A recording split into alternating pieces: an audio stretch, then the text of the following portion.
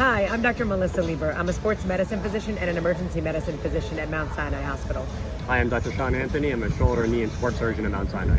Thanks for joining us today live from the US Open. Today we want to talk about shoulder dislocation. So what happens when your shoulder becomes dislocated? So the shoulder is a ball and socket joint. When the ball pops out of the socket, that's a shoulder dislocation. And what can cause a shoulder dislocation?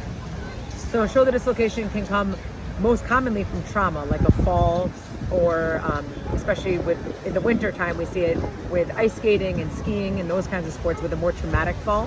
But in someone who has actually dislocated their shoulder before, all they need is a simple reaching motion to re-dislocate their shoulder. Is shoulder dislocation preventable? It is preventable somewhat with proper conditioning of the shoulder muscles. There are static stabilizers of the shoulder and dynamic stabilizers. Those static stabilizers are the things that you can't control, which are the shape of the bone and the labrum. The things you can't control are the muscles. So by having a strong shoulder and a well-balanced shoulder, it is possible to decrease risk of instability. Can a dislocated shoulder heal on its own? No, I mean, if it's actually dislocated, either someone near you has to pop it back in, or you have to go to the local emergency department to have it reduced or put back in place. And what are some other immediate treatments for dislocated shoulders? So probably best to hold it in a position of comfort until you can get it reduced, because it's extremely painful when it pops out. So if you're somewhere where they have a sling, maybe they'll put you in a sling, or you may just hold your arm until you can actually get it reduced. And how long can it take to recover from a dislocated shoulder? How long it takes to recover depends on the severity of dislocation.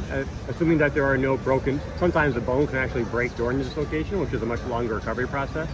As long as there's no broken bone, a dislocation could be as short as a few weeks of proper physical therapy and conditioning, and a patient can resume their usual activities.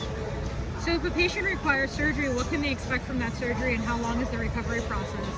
So surgery for a shoulder dislocation is usually keyhole surgery, arthroscopic surgery, and takes about 2 hours in the operating room. And what we do is we repair the torn labrum, which is a bumper that surrounds between the ball and the socket, and we tighten up the shoulder. And through that process, the patient has to wear a sling for about 6 weeks after surgery to allow healing. And during that time, they also start proper physical therapy for range of motion and strengthening their shoulder.